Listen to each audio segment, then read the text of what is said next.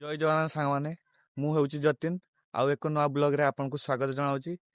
ତ ଆଜି ମୁଁ ଆସିଛି ବିଲକୁ, କାହିଁକିନା ଆମର ବିଲରେ ଯେତିକି ଚାଷ ହେଲା, ପନିପରିବା ଚାଷ ହେଲା, ତ ସେ କ'ଣ ଗୋଟେ ମାନେ ମାନେ ପିଆଜ ଗଛ ଲଗାଇଲା, ସେ ପୋଡ଼ି ଯାଇଛି। ତ କେନେ ପୋଡ଼ି ଯାଇଛି ମୁଁ ଦେଖିବା ପାଇଁ ଆସିଛି। ତ ଆମ ଘରେ ଯେତିକି ଚାଷ ହେଲା ମୁଁ ଆଗରୁ ଆପଣଙ୍କୁ ଦେଖେଇଥିଲି, ତ ଏବେ ବି ମୁଁ ଦେଖାଉଛି। ତ ଚାଲନ୍ତୁ ଆମ ଘରେ ଯେତିକି ଚାଷ ହେଇଛି ମୁଁ ଦେଖେଇବି। ତ ଇଏ ହେଲା ଆମ ଆଳୁ ଗଛ ଲଗା ହେଇଛି, ମାନେ ଆଳୁ ଚାଷ ହେଇଛି। ଏଠି ଆଳୁ ଚାଷ, ଫ୍ରଣ୍ଟରେ ଅଛି ପିଆଜ ଚାଷ। ତ ଏ ସାଇଡ୍ଟା ଆଗେ ଫ୍ରଣ୍ଟର ଲଗା ଯେତେବେଳେ ଏଟା ଆଗୁଆ, ତ 2-3 ମାସ ଆଗରୁ ମୁଁ ଲଗେଇଥିଲି। ତ ଲଗେଇ ସାରିଲା ପରେ ସେଟା କିଛି ମାନେ ଏବେ ସୁଦ୍ଧା କିଛି ହେଇନାହିଁ। ତ ଏଇଟା ଟିକେ ପରେ ଲଗା ହେଇଥିଲା। ତ ଏବେ ଟିକେ ତା କ'ଣ ମାନେ କୁହୁଡ଼ା, ଏବେ ତ ହଉଛି ବେଶୀ କୁହୁଡ଼ା। ତ କୁହୁଡ଼ା ହେଲେ ପୁରା ପିଆଜ ଗଛ ଜଳିଯାଏ। ତ ସେଇ ହିସାବରେ ଯେତେ ମେଡିସିନ ମାରିଲେ ବି ହଉନାହିଁ। ତ ମୁଁ ଦେଖୁଛି କେମିତିଆ କିଛି ହେଇଛି। ତ ଇଏ ହେଲା ଆମ ପିଆଜ ଗଛ ଲଗା ହେଇଛି, ଏଠି ଲଗା ହେଇଛି, ମାନେ ଏ ସାଇଡ୍ଟା ପୁରା ଆଳୁ ଗଛ, ଏଇଟା ପିଆଜ ଗଛ। ତ ସେଠି ରସୁଣ ଗଛ ବି ଲଗା ହେଇଛି, ମୁଁ ଦେଖଉଛି ରସୁଣ ଗଛ ବି। ଏଇଟା ଆମ ବାଡ଼ିର ଭିଉ, କେତେ କିଛି ଲଗା ହେଇଛି।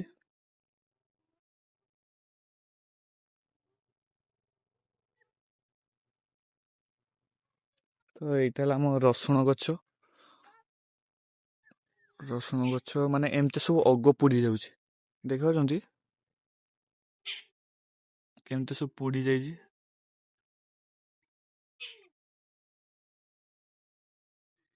ତ ମୁଁ ଯେତେ ମେଡିସିନ ମାରିଲାକୁ ବି କିଛି ହଉନାହିଁ। ତ ଯେତେ ମେଡିସିନ ମାରିଛି ତ କିଛି ଇଏ ନାହିଁ। ତ ସାଥିରେ ବି ପପୟା ଗଛ, ତ ଆମର ଗାଁର ଆମ ପିମ୍ପା ବି କହୁ। ତ କେହି ଇଏ କରିବେନି, ଦେଖ କେମିତିଆ ପପୟା ଗଛ ବି ହେଇଛି, ମାନେ ଛୋଟ ଛୋଟ ଗଛରେ ନେଇ ପପୟା ହେଇଗଲାନି। ତ ଏ ସାଇଡ୍ରେ ହେଇଛି ଆମର ସେଇ, ଏଟା ହେଲା ଆମର ରସୁଣ ଗଛ, ଏଟା ହେଲା ପିଆଜ ଗଛ। ଏ ସାଇଡ୍ରେ ତ ଆଳୁ ଚାଷ ହେଇଛି ପୁରା। ତ ତାପରେ ଏଠି ହେଲା ଆମର ଝାଳ ଗଛ ଲଗାଯାଇଛି, ମାନେ ଲଙ୍କା ଗଛ।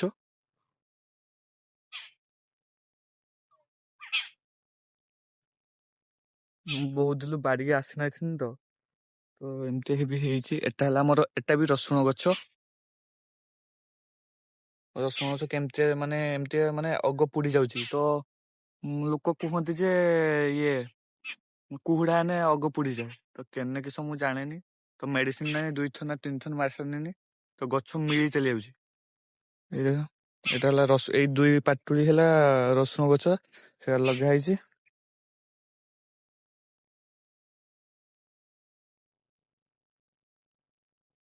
ତ ଏଇଟା ହେଲା ଆମ ରସୁଣ ଗଛ, ଦେଖୁଥିବେ। ତାପରେ ଏଟା ହେଲା ଆମର ପିଆଜ ଗଛ, ମାନେ ଏଟା ପିଆଜ ଗଛ ଯେ ଲଗାଯାଇଛି 1 2 3 4 5 6 ପାଟୁଳି ଲଗା ହେଇଛି। ଆହୁରି ଘର ପାଖରେ ବି ଅଛି, ବି ଲଗା ହେଇଛି। ମାନେ ଯେତିକି ଫାଙ୍କା ଅଛି ଆମ ରବି ଫସଲ ପାଇଁ ସବୁ ଲଗେଇ ଦିଆଯାଇଛି। କାହିଁକିନା ଗାଁର ଏତିକି ଅଛି, ଘର ଏବେ ଲଗେଇଦବୁ ତ ବର୍ଷ ସାରା ବସିକି ଖାଇବୁ। ତ ଏତେ ସହରର ଯେମିକା ଯଦି ମାନେ ଚାଷୀ, ଟିକେ ଚାଷୀ ଟାଇପ୍ର ଯେମାନେ ଜାଣନ୍ତି, ତ ଜାଗା ଯଦି ଥିବ ତ ସେମାନେ ଲଗେଇକି ନିଜେ ବି ଘରେ ରଖୁଛନ୍ତି। କିଏ ବିକ୍ରି କରୁଛନ୍ତି, ମାନେ ବିକ୍ରି କରୁଛନ୍ତି, କିଏ ବିକ୍ରି କରୁନାହାନ୍ତି, ନିଜ ପାଇଁ ରଖୁଛନ୍ତି। ତ ଆମର ବିକ୍ରି ହୁଏନି, ତ ଏଟା ଆମ ଘର ପାଇଁ ରୁହେ। ତ ଘର ପାଇଁ ମାନେ ଡେଲି, ମାନେ ଏଥର ଲଗେଇ ଦିଆହେଲା, ଏକା ଗୋଟେ ବର୍ଷ ଚାଲିଯିବ। ତ ଯାଉ ଲାଷ୍ଟ ଟାଇମ୍ ଯାଇ ହୁଏ। ଏଟା ହେଲା ମୋ କାକାଙ୍କର, ତାଙ୍କ ପିଆଜ ତଳା ପଡିଛି। ଏ ସାଇଡ୍ଟା ପିଆଜ ମାନେ ଅନୁକୂଳ ଇଏ ଉଠୁଛି। ଆଳୁ ଗଛ ମୁଁ ତ ଚାଲିଛି। ମୁଁ ଭାବୁଛି କାହିଁକିନା ଏଇ ଯେ ପିଆଜ ଗଛ ଯେ ଅଗ ପୋଡ଼ି ଯାଇଛି, ତା କ'ଣ ହେଇଛି, ମାନେ ମେଡିସିନ 2 ଥର ମାରି ସାରିଲା ପରେ ବି କିଛି ହଉନାହିଁ, କିଛି ରିଆକ୍ସନ ନାହିଁ। ତ ସେମିତି ଅଗ ପୋଡ଼ି ଚାଲିଛି। ତ ଏ ଟାଇମ୍ର ମାନେ କୁହୁଡ଼ା ହଉଛି। ଆଉ ଯେ ସକାଳ ମାନେ ଖରା ଏବେ ହେଲାନି 7ଟା, ଖରା ବାହାରିଗଲାନି। କିନ୍ତୁ ଆମ ଗାଉଁଲିରେ କୁହନ୍ତି ଉତ୍ତରା ଆଉ ଦକ୍ଷିଣା ଦିନେ ଦକ୍ଷିଣ ସାଇଡ୍ ପବନ ଆଇବ, ଉତ୍ତରା ଦିନେ ଉତ୍ତର ସାଇଡ୍ ପବନ ଆଇବ। ତ ଆଜି ବହୁତ ଯୋଉ ମାନେ ଉତ୍ତରା ପବନ ହଉଛି, ମାନେ ଖରା ହେଇଛି କରୁଛି, କିନ୍ତୁ ପବନ ଉତ୍ତରା ଯୋଉଠୁ ବହୁତ ଶୀତ ବି କରୁଛି। ତ ସେ ସାଇଡ୍ ମୁଁ ତ ଦେଖେଇଥିନି, ଆମର ଆଳୁ ଚାଷ ହେଇଲା, ଏ ସାଇଡ୍ ବି ଆଳୁ ଲଗା ହେଇଛି। ତ ଏ ହେଲା ଆଳୁ, ଏଟା ବି ଆଳୁ ଚାଷ। ଏଠି ପାଣି ଦିଆ ହେଲା, ସେଟା ରସ ଅଛି ବୋଲି ପାଣି ଆଉ ଦିଆ ହଉନାହିଁ। ତ ଆଉ ଗୋଟେ ମାନେ ଆମର ତ ଆଉ ଗୋଟେ ଜାଗାରେ ବି ମାନେ ପିଆଜ ଗଛ ଲଗାଇଲା। ଏଇଟା ହେଲା ଆମ ଗଡ଼ିଆ, ପୁରା ଝେଞ୍ଜ ଫୁଲ ହେଇଛି। ତ ଏଟା ବି ପିଆଜ ଗଛ ଲଗା ହେଇଛି।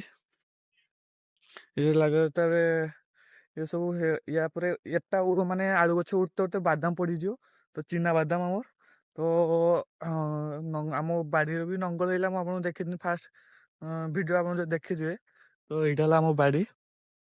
ତ ଏଇଟାର ଚିନା ବାଦାମ ପଡ଼ିବ କେତେ 10 ଗୁଣ୍ଠ ପାଖାପାଖି ଆମର ନଙ୍ଗଳ ହେଇଯାଇଛି। ଆଉ ଗୋଟେ ନଙ୍ଗଳ ପରେ ଚିନା ବାଦାମ ପଡ଼ିବା ଆରମ୍ଭ ହେଇଯିବ।